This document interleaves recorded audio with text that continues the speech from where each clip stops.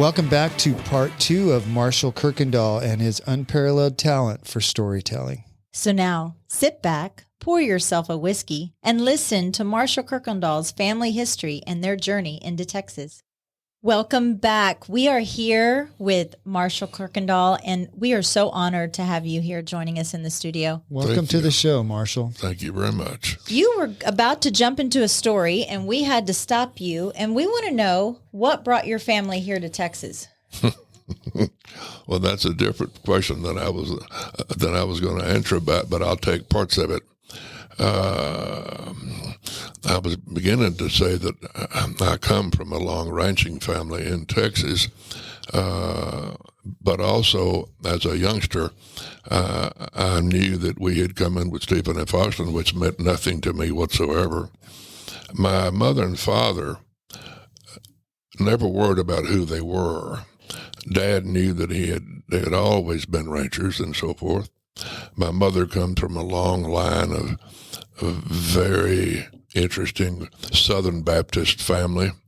My great-grandfather, from whom I'm named, was a very well-known Baptist minister after the Civil War in Arkansas, and I'm named after him. So they knew who they were, but I knew who I was also. That's not the way I'm putting it. I just wanted to know the information. And it's not any big deal, but I'm the only one in the family that cared anything about knowing about that stuff. So in betwixt doing my ranch real estate, which started very abruptly in the summer of 1960, after my father had asked me to leave a 139 section ranch in Mexico because he didn't think the ranch was big enough for the two of us. It was kind of a John Wayne deal, and so he stayed and I didn't, and I had to come back to Texas and get in the real estate. But anyway, having said that, it was. I mean, how do you find out all this stuff? Well, I didn't know. I knew we had archives here in Austin. I didn't know the extent of our archives. So I sneak off one day from whatever I'm supposed to do, trying to sell something, and I go down to the Lorenzo de Zavala building, which is a major building out of the east door of the Capitol, which houses all of the state genealogical records and the state employment records of sorts. And I go in there. In those years, it was on the ground floor, and I went in and bumped into a young man. Now, you have to remember, I can't remember anybody's name when I need to, except I can remember history, and I don't know why that is. But anyway, I do remember David met me, and he said, "How can I help you?" And I said, "Well, do you happen to have anything on the Kuykendalls?" And he started laughing. He said, "Come back around here."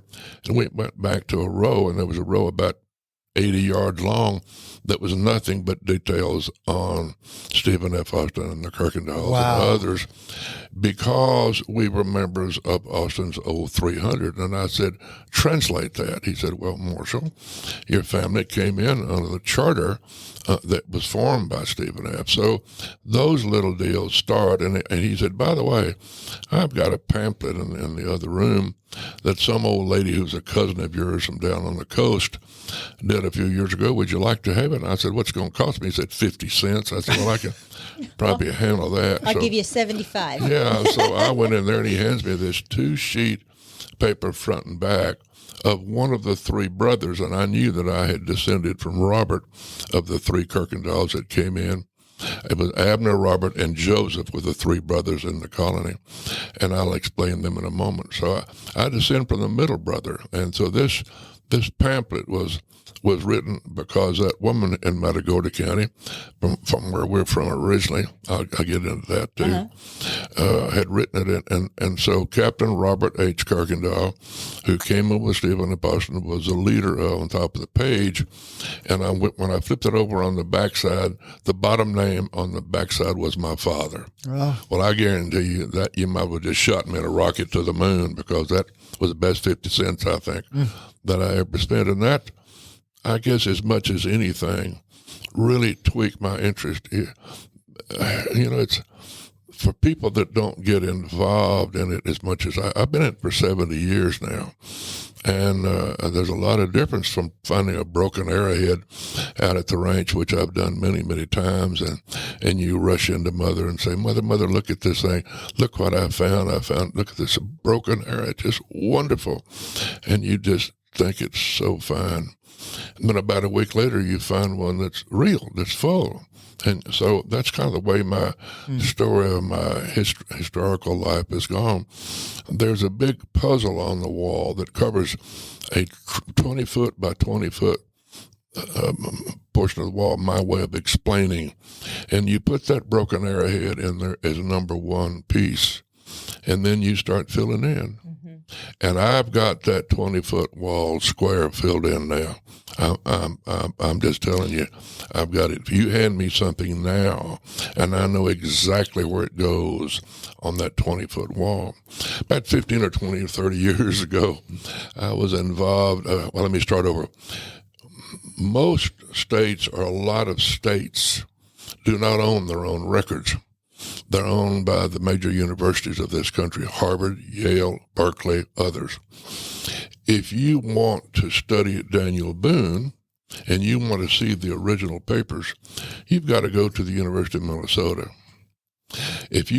And his competitor in the Intermountain region of the Appalachian area where he worked and stole everything he could out of the Boone family, if you want to go in there and find out about the rest of the folks that came through there, you've got to go to California, to Berkeley, because Draper got the rest of it.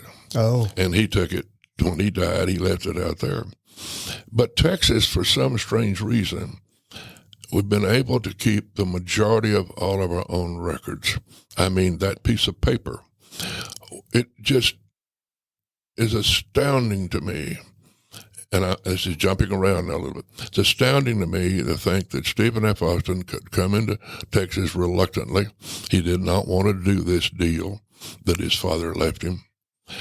And he comes in 1821, and he dies in 1836 down on the coast at West Columbia of pneumonia. His body was moved up here in 1936. But he rode horseback everywhere he went. And he had a man named Samuel May Williams who had come into Texas at that time when the word got out about the colony, who was also from Connecticut in that area, and had traveled all over the world, but mainly in the mercantile world, worked for his family in Argentina and around.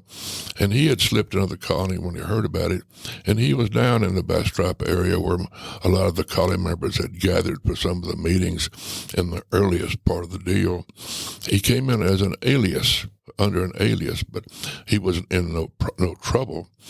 But he was fluent, of course, in Spanish, but he could also write a beautiful hand, and somehow people knew about it because they'd written some letters. I guess everybody wrote, of course, all the time. So they suggested to Stephen F. that he use Samuel May Williams as his secretary. So he met with him one day down on a stump somewhere, and they decided to do that. And so until the day that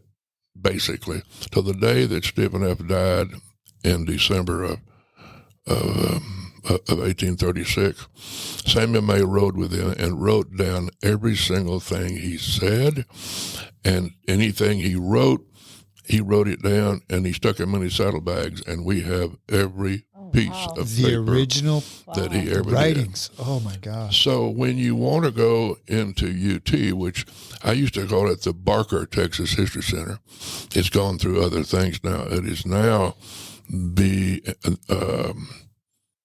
Briscoe Center for Texas History. Mm-hmm. Excuse me while I take a bite of water. You're right about that.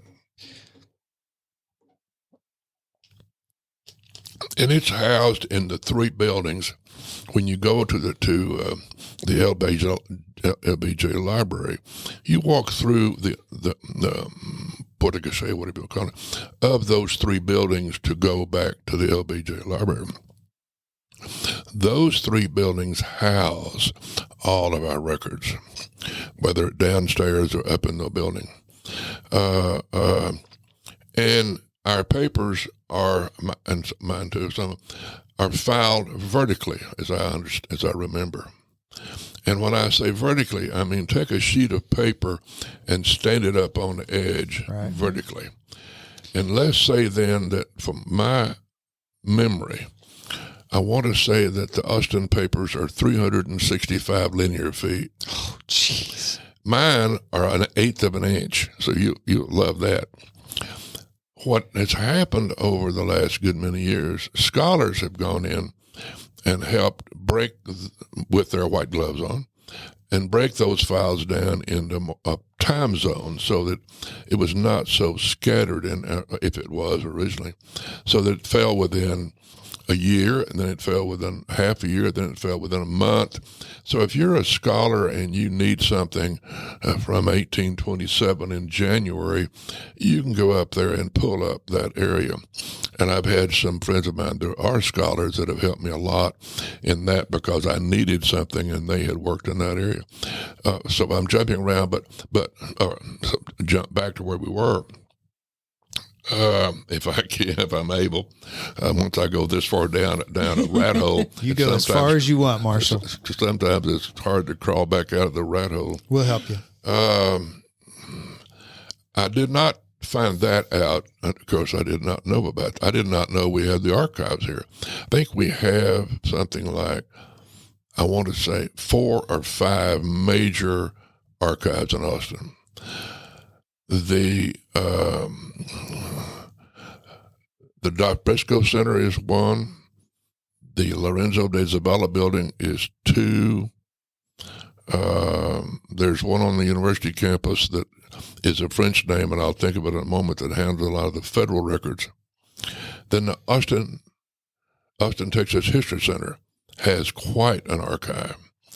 And when you are doing what I've done over the years, you'll end up going through those. So jumping around a bit about, you talking about my writing, I'm unable to write physically anymore. I'm left-handed. I've never had a really nice hand, but in the last year, not because I have palsy, I think it's because I'm getting weaker-minded, is I can't hold, and I'm showing you this, which is not my hand shaking, but if I get a hold of that pencil, I can't hold, so I have to type or write everything on the computer now. But anyway, I've snuck it, my word, sneaked or snuck into the Barker, which I like to call it that, years ago, going back and getting friends back in there with the archivist to help me look for a file. What I never did like, during the 30s, when the CCC and the other things got involved during the Depression, they went all over the country and dug ditches and made trails and got into archive work and made postcards. And so, what's the CCC? What is that? The CCC, the Civilian Conservation Corps. Oh, okay. And they went all over the country and worked for work. And so they card filed in the archive, both at UT and down at the state level, every scrap of paper they ever could find in the card files. And so there's, from here to your car outside, rows and rows and rows and rows of that. And I don't know how much has been put digit. It's who knows, because I think I've blown it up for what I did, and I'll tell you about it. So you tell the archivist what you want, and he'll tell you about where it is in that card file. And so I would go down there, and knowing that the old 300, see, we are, Austin's father Moses is the father of Texas. We name Stephen F. as the father of Texas, but it was his father who put the deal together. And that's where my first story would come from, in the fact of happenstance, because Texas was not formed it was not a planned event. It was happenstance, and not good happenstance. It was a disaster for a lot of different people and things that caused this state or this group of people to come to Texas. So let me go on that just for one moment. Moses Austin was born about 1750 in Durham, Connecticut, as I recall. And he was educated up in there. And somewhere as he got older, he invested in lead mining business and moved down to Virginia and became active in the mining of lead, and is known now as the founder of the American lead industry. He became a very wealthy man. And right after the Revolutionary War, he had done a lot of work in Virginia and around the roofs were made out of lead. In those that's years. right. That's right. And but he was in Virginia, and his mines were quite active. When I tell you that the word in those years traveled almost as fast as it does now, it's just it's difficult to understand how he found out that lead was on top of the ground in what I call Spanish Missouri. Now, Missouri is on the west side of the Mississippi River, and it was under Spanish and French control at that time. It was Spanish. Well, he finds out that the lead is literally on the rock ledges along the river where you can go down with a pocket knife and dig it out. So in the middle of the winter, in about 1798 or 97, with a companion in January, February, he rides over to the expressway, which is the Ohio River. The rivers in those years were our expressways. We did all of our traveling on the rivers. He goes there and gets on a boat, floats all the way down to St. Louis or someplace, goes in, presents his credentials. You had to have a passport in those years to travel. That's wild. And he goes down and presents his credentials to the head man, and he said, absolutely, glad to meet you. Here's a guide for you. Go up the river here about 20 miles, and you'll find about 10 miles of limestone of whatever is on the ground. You take your pocket knife and dig it out. And sure enough, he did, and they did, and he did. And so he invested in that area and bought it all up and became very wealthy again. Doing a fast forward on the button here, the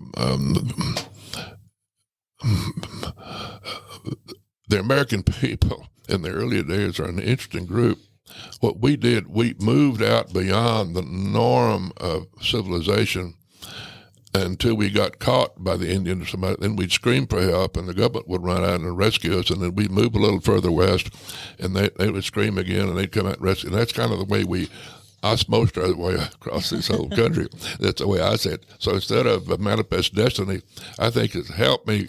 Somebody's asked me, please come save me. And so that's kind of what everybody did. So by the time he got to Missouri and became successful in the early 1800s, there were a lot of other people there with him. And so they began to invest their money around, and he invested his money in a new bank of St. Louis. And others went too. And it's a little bit of time lapse in there. But the first major financial crash of this nation happened in 1819. Okay. This country, all the monetary system collapsed in this country, as did Moses Austin. So he lost all of his money at the age of 58 and 59. Now this is in 1818, 1819. So he's been working toward that loss, I'm sure, before then, but that was a final straw. So let's put a hyphen there for a moment, and let's take my family of Kuykendalls had been in the Revolution. Well, we've been in this country since 1643. I don't have to go back to Europe. We're Dutch. We came to the Dutch West Indies Company in upstate New York on the Hudson River. And with the first generation, we know what boat he came on, know the name of the boat, and all that stuff, know where he lived, and all that from old sources I'll tell you about later, people that are long since dead now. My early folks that helped me with this stuff. First generation was there. Second generation jumped off into the forest and became the hunters and what I call the long riflemen of this country, the people that carried the Kentucky and the Pennsylvania rifles. And so our second generation of my family, which makes the hair stand up on my arm a little bit, jumped off into that. And a funny thing happened. being in real estate, being a pilot of many years, having read maps, being a map freak, I noticed that from upstate New York, if you went into that valley of what would be the upper Appalachian group, I guess you'd call it, that mountain range, which you later on would call the Blue Ridge, runs in a southwesterly direction down, and when it gets into the south, it's in the very western portions of North and South Carolina. That's how far it goes. And those ridges are very steep, and those valleys are very deep. And we got over in the edge of them. And if you draw a line down from upstate New York all the way down, you end up in western North Carolina. And that's exactly what we did over about 100-year period. We ended up first on the South Fork of the Potomac. That's same river, but just the South Fork of it, which physically lays just outside of Romney, West Virginia, which in those years was of course Virginia. The state name was changed during the war, the WA. We bought our 20 and 30 and 40 acre lots from the seller for Lord Fairfax, and the lots had been surveyed by a young man named George Washington. Oh, geez. And so that's in there. And then we stayed there for a short period of time in the 1740s, and then we kept moving. Everybody was a land trader, and that's, I want you to jot down on why we stopped at Texas later on. But anyway, everyone was trading in land. That's what we all did. I mean, of our bunch. But still, we're in the forest. We're out there. We're in the remnants of the French and Indian War, which was a horrible period, but I'd take too much time to do that. So we keep going down that corridor until we get to the very western edges of North Carolina. And it's there that we're there when the Revolutionary War starts. And we've been there for 15 or 20 years prior to that period of time. We become involved because of my fifth great-grandfather married into the Hardin family, which is John Wesley, the gunfighter, and all that. That's ancestors. So the Hardins were very active men, both in the military, from the militia standpoint, and the politics of the state of North Carolina and the fledgling state of that time, which was not a state then, of Tennessee. States were not formed then. Kentucky was a county of Virginia, literally. Huh. Tennessee was a county of North Carolina. So when I first looked and they said I live somewhere in Tennessee, I looked and I couldn't find it. Well, it was only one county. It was the county of Tennessee. Huh. Originally, it ran from North Carolina all the way to the Mississippi River. So it takes a while to decipher those sort of things to find out where your family was. I thought my family was moving. One of my uncles was moving about, and he wasn't at all. The county had changed names 3 times. That makes perfect sense when I look back at my family history, and it's like I have a lot of kind of the same track. And it jumps, like you say, Tennessee, South Carolina. It's like, that's interesting. I didn't know that. Well, and also now remember when we got through and we were all, what happened to my particular family, we're involved in a pretty vicious skirmish in the summer of 1780, June of 1780, after. See, the war went on. It started in 76, but it didn't end until 80 or 81. I didn't know that until a few years ago. Well, we got in a skirmish, and it really was quite sad. It was a Civil War deal, not as bad as the other one we got into. But neighbors fought neighbors. Neighbors did not want to leave England. Other neighbors did. Oh. And it got really ugly for a while, and people were killing people and doing things they had nothing to do about. So we got in one of those fights at Ramsor's Mill in the western edge of North Carolina. And at the same time, there was an English colonel who was coming up from the south who was sweeping his way up with his group of people and doing quite well. He's what I call the Patton of their army, while the English generals were over on the other side. Ferguson was coming up from the lower side, and he got into that.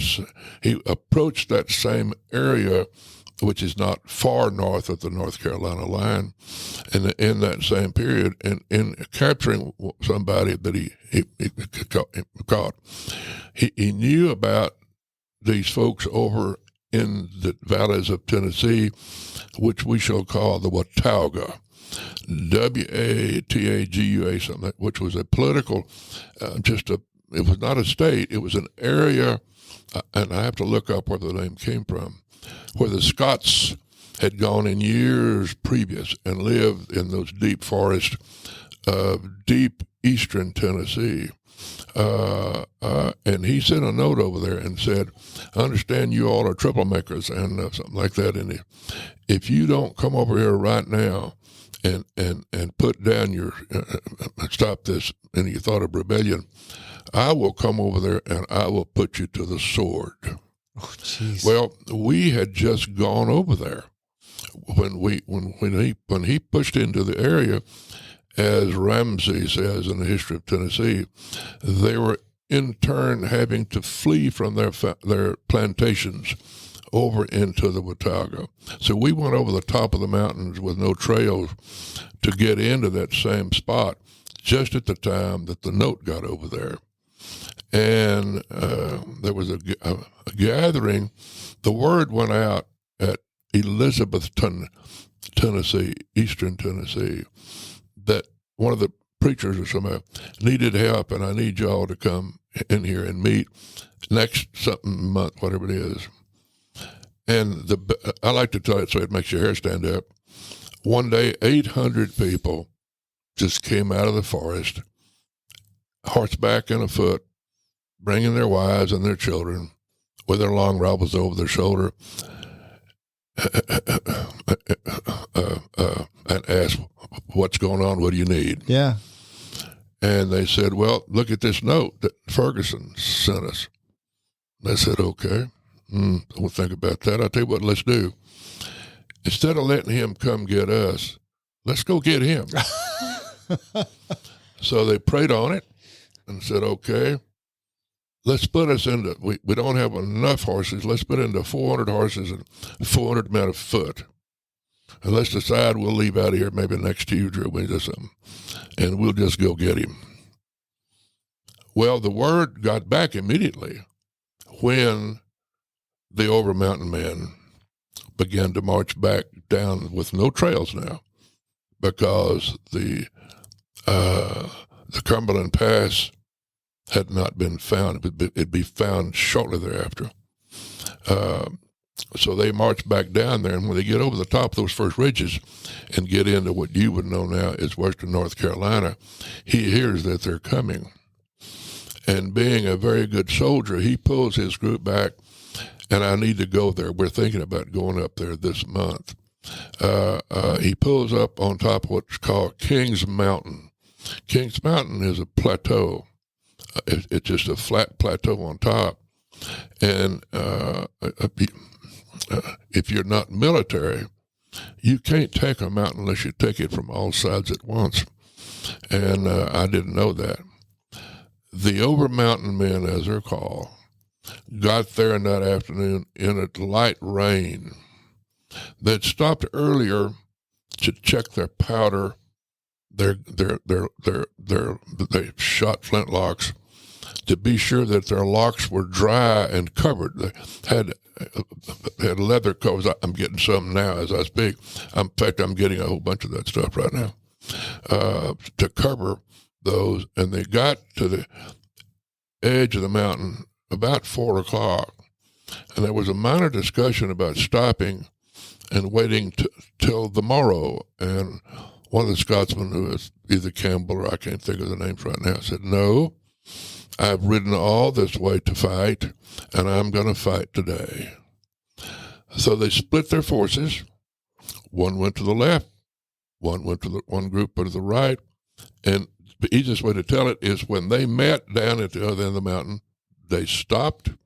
All their column faced uphill and started uphill. Oh, jeez. All sides at once.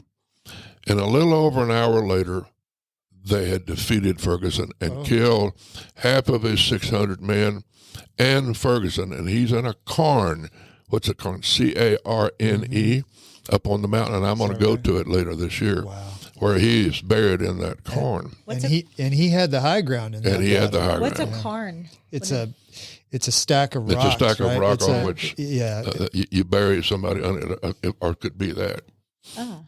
They march off of the mountain with their prisoners, maybe 100 or more, some of which they had wanted because they knew that they had caused a lot of rape and a lot of real bad stuff had been going on, and they knew who they were. They took the locks, they took the flint out of their rifles and made them carry their own rifles. Oh. And got back down, and I think they hung 38 of them. Oh, wow. I think that evening. I guess they paroled them. I don't know what they did with them after that. The rest, they turned and went back over the mountain, and you have never heard of them again. Really? Wow. They did their job and went back, and so one of my uncles was there. Abner's, my grandfather's brother, was there, and so forth. So we have been, my family has been involved. All of the Kuykendalls are kin. We believe, beyond a shadow of a doubt, that we descend from one man and one woman now to thousands of Kuykendalls in this country. No matter how you may spell it, some people don't like it being K-U-Y and called Kuykendall, and there's a reason for that. And what is the reason? Well, it's interesting. The southern portion, people who came south are called Kuykendall. Let me give you a short version. The people who went into Pennsylvania are spelled theirs C-U-Y-K-E-N, and they're called Kuykendall. People went into Kansas, called themselves Kuykendall, and they changed their name to K-I-R-K. The people who went on the Oregon Trail spelled their name correctly, K-U-Y, and they call themselves Kuykendall. But let's go back to my group. When you, as a census taker, working for the government, came into our cabin there in North Carolina or Tennessee, wherever we might be, and you asked one of my family members what their name was, the census taker wrote it down phonetically. And when he did, he wrote it down K-I-R-K or K-U-R-K. Well, my granddaughter, bless her heart, graduated 2 or 3 years ago, cum laude. I didn't graduate cum laude from high school. Actually, I wasn't too bad. I was 9th in my senior class, which I've kind of held over the rest of my family for very many years. How many were in your class? 9. Okay. And it was just, if Miss Wallace threw my ass out of there, I wouldn't be there. Well, she graduated cum laude with a perfect grade all 4 years. And she went, hold on a second. Yeah. She's the smarty pants of the family, I guess, huh? She went over to Germany from A&M several years ago, and she came back. She's fluent in German, and came back and said, "Grandpa, I got something to tell you." And I said, "Good. What is it?" Where's that wire? Oh, there it is. Playing with it. She said, "Do you know what the 2 dots are over the Y in Kuykendall?" I said, "Catherine, I don't know what you're talking about, much less what the 2 dots are." She said, "Well, in German, K-U-Y-K-N, there are 2 dots over the Y, and that denotes an R sound." Oh.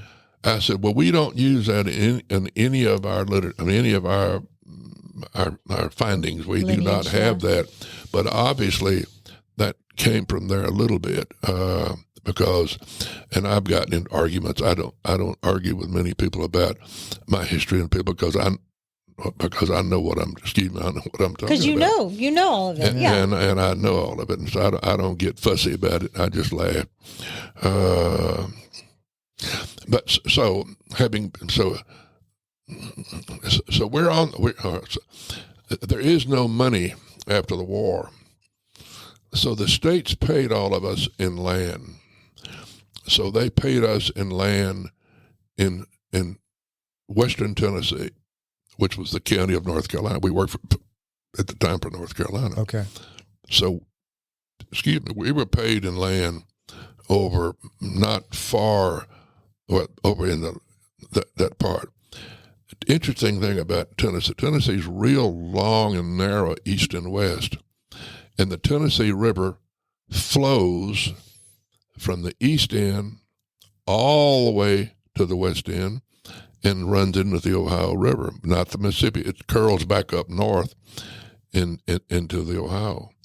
The Cumberland River is inside that river, and it does the same thing. It runs all the way through Tennessee and curls back to the north and comes out in the Ohio 1 mile from the Tennessee River, of all things. And, of course, since those rivers were our highways in those years, we were immediately always on the road. And I don't know why my Adam, who is my fifth great-grandfather, born about 1758 in Anson County, North Carolina, married Colonel Joseph Hardin's daughter, and families in those years while we were moving, that manifest destiny, whatever you want to call it, or the eagerness to move, we moved together. We went to the neighbor and said, hey, you want to do this? You want to do it? And so when you're looking for your family or you're finding families, you're going to find your first cousin or somebody else, or the Hardin over there, or the Shannon over there, or somebody else right over there. They're going to be pretty close to you because you intermarried with them and they moved with you. So I don't know what we were doing on the north side of the Ohio for just a moment, but we did go over to Illinois or Indiana directly on the north side of the river and came right back, got back in our keel boats. Now, our keel boat was a canoe or a big boat made out of wood, of course, in which you put everything you own, including your livestock. If you had 4 or 5 cows, or what it was, or whatever you had, these actually they were barges, and they had a rudder on one end and guys up front with poles trying to keep out running over things, and might even have a sail on them and things like that. But we floated down all the rivers of the United States in keel boats, and so we floated down the Ohio, entered the Mississippi, and floated down the Mississippi down into what you all know as Missouri Territory, or actually Arkansas Territory. Okay. In 1808, the family moved intact. The Hardins came with us. A bunch of the Hardins came with us. The Shannons, the Gillilands, the Gates, early people came with us. We went down to the mouth of which is the Arkansas River, and I don't know why we decided to pole our way back up, but we pushed and poled, and people got out on the bank with long ropes and pulled our boats upstream till we went up about midway up the state to where a stream came out that we called the Kedron, and we stopped there. And Adam was getting older, but we did end up there at just down below. Let me get out of that. If you find, there's an Arkansas map in my map. If you have had my map files, I'm trying to pull up on his. My problem is that I have files, but they're not those. I have every map in the state in there around. Anyway, so we end up there. And there's some great records in Arkansas, and I got involved in them because I wanted to find out. And an old lady was writing pamphlets back in the 1950s and 60s, and she wrote a detailed history of the early settlement of Arkansas. And I'll be darned if she didn't have those first settlers where they were and all the names. Wow. And had a little map drawn and showed exactly where, that's Moses there, exactly where they were. And so we're really jumping around today. But this is necessary because of Austin. So we're there as squatters, and her books used to be called Squatters' Rights.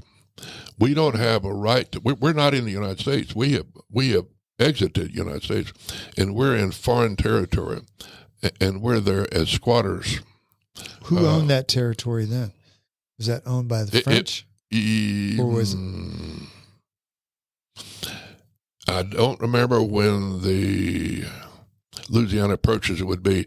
Now, Louisiana Purchase, well, you're right. It was us because we had 1803, 1804, I think that was the Louisiana Purchase. So we do own that country. All right, stay right there just a minute. There you go. Well, that's cow trails, but that'll help. I don't know that I have any of the others on there. I have it all in different files. So I find out that of the children under Adam, everybody comes there. And my Robert, because Robert, the reason I know that, Robert, the name to Robert did not get changed until we married into the Hardin family. And before that, all the Kuykendalls were named biblically. Everybody was named Matthew, Mark, Luke, John, Nathaniel, Simon, and the women were done the same way, which made it extremely interesting if you're going to do some research and your brother lives across the stream from you, and you live on this side of the stream, and you have 12 sons, and he has 12 sons, and you name them all Matthew, Mark, Luke, John, and I will tell you what, Esther, their daughter Esther. It took some people a long I bet time it did. to figure that deal out. So, and some of it has not been figured out to this day. So my man became Robert because of the marriage into the Hardin family. Well, he is working. He's working with a group of Indians and whites for a just a minute, I'll think of it. Well, anyway, he's working for a federal licensed individual who has been given permission to collect peltry hides. What is it? Pelts. Hides, raw hide. Oh, pelts. His name is there. I'll catch it in a minute. And my Robert went to work for that group. And I know that during that early period, he was all the way over into what you now know as eastern Oklahoma, because I've read some of the streams where they were for a moment. They would trade for, trap different animals, deer hides, mostly salt them, put them on the streams, move them down to the Arkansas, and move them down to New Orleans and ship them. And that's how they met. And so I know that he was working with those people because I found a legal paper that he had filed at the Kedron because someone had done something to him, and he filed a paper about it. Also, we don't have any. I don't have any knowledge of slave ownership. I've looked into it. Really difficult. I mean, over the years to try to find out, because there's some Kuykendalls around. But I know that he had one slave because he sold him to an individual at the Kedron, and I have that deed where he sold that about 1810 or 11. But the reason that's important to me, it tells me where he was.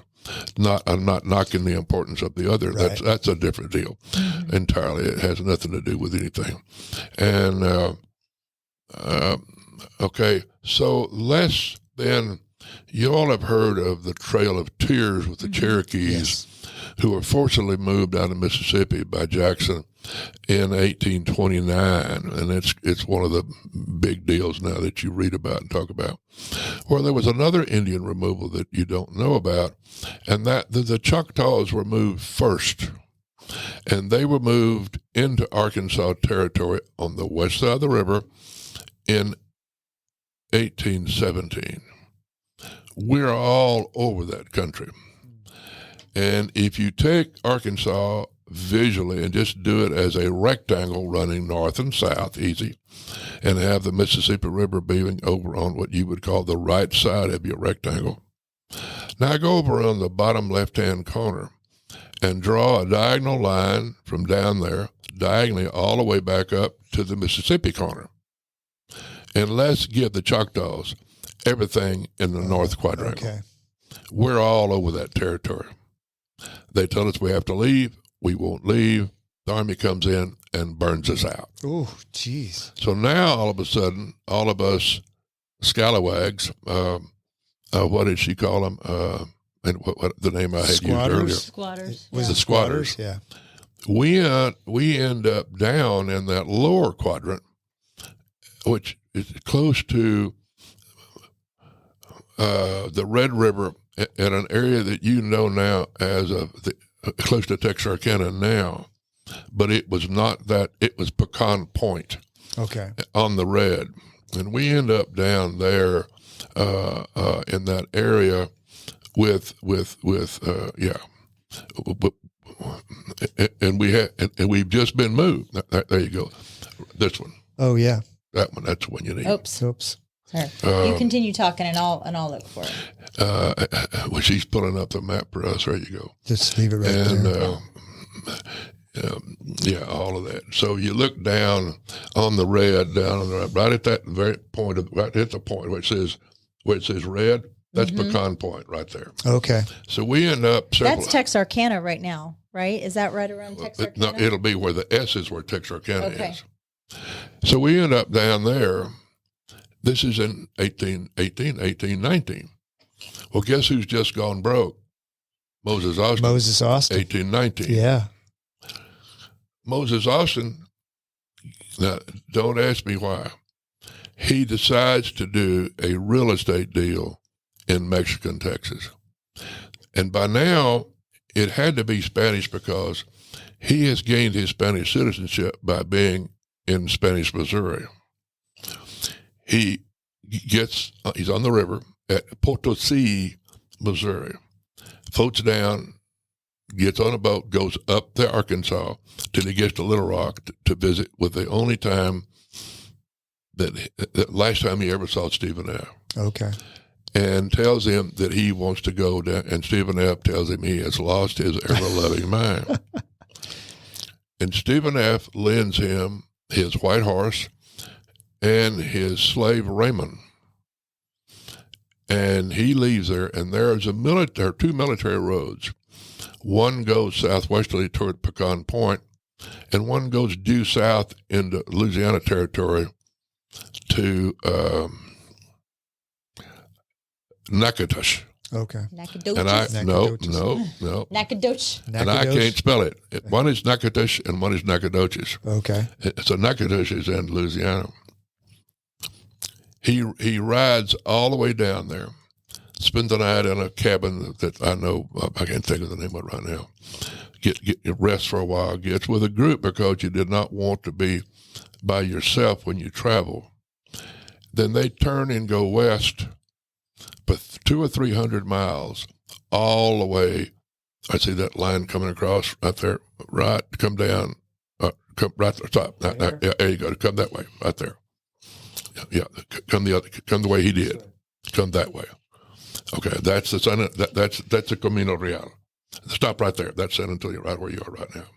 So he rides from. It basically cuts Texas almost in half. That's right. He comes all the way down with this group of people. An interesting group because the guy's name is Kirkland. There was a time when they called it Kuykendall. They made an error and they changed it back to Kirkland. And he didn't know at the time they were thieves. So he rides with them all the way to San Antonio de Bear. Now, to put a timeline on this, so we're still stacked up there in Arkansas, and we're spilled over into those areas where we shouldn't be. And he works his way down, and he gets into San Antonio de Bear on the evening of the 24th of December, 1820. Okay. And walks directly in to the Spanish governor's office, which is still there, or had been restored, and introduces himself, and the governor just goes into a tirade and he's 59 years old, and throws him out of his office and says, not only am I throwing you out of my office and out of San Antonio, but you will be out of this province by dark. Well, there's no way that Moses Austin, a man from wherever he was, older man, could do that. And he's stumbling out there on the edge of that plaza, and he sees this very tall man in a cloak, or whatever you call it, wrapped around him. And he thinks he recognizes him, and he goes over there, and it's the Baron de Bastrop. Oh. And he and the Baron de Bastrop had met 14 years previously in a bar in Louisiana, and recognized one another. And the Baron said, "My God, what are you doing here, Moses?" And God, that sounds almost biblical. Yeah, it does. And he said, "Sit down here," and I sat there and he talked, because the Baron was always looking for a deal.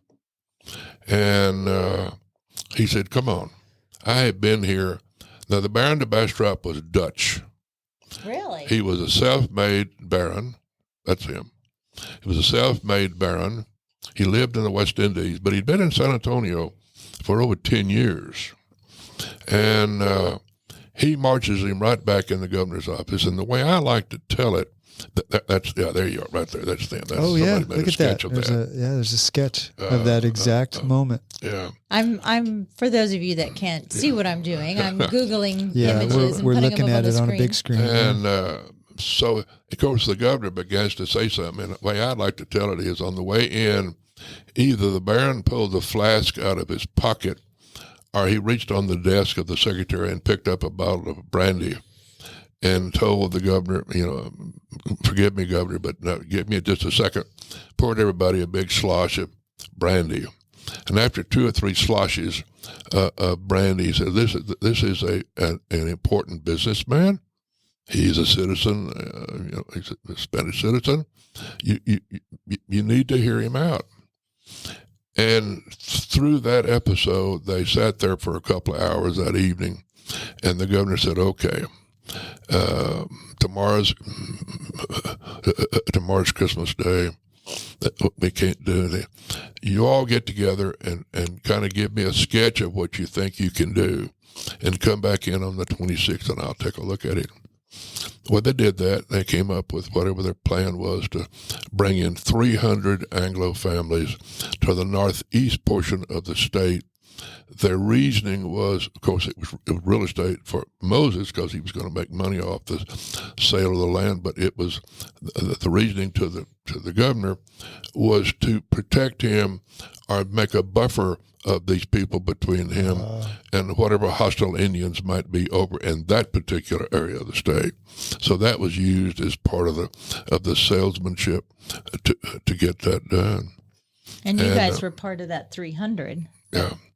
And he asked for 300 Anglo families. Yes, we are. And a minute I'll go back on that. I told you it's going to get a little long-winded. So they came back on the 26th, and on that day, he stamped it that he would do it. Well, that was, okay, two things are here. In a few days thereafter, he starts his ride back on the road back over to Natchitoches. En route over there, he travels again with that same group who turned out to be horse thieves. Oh.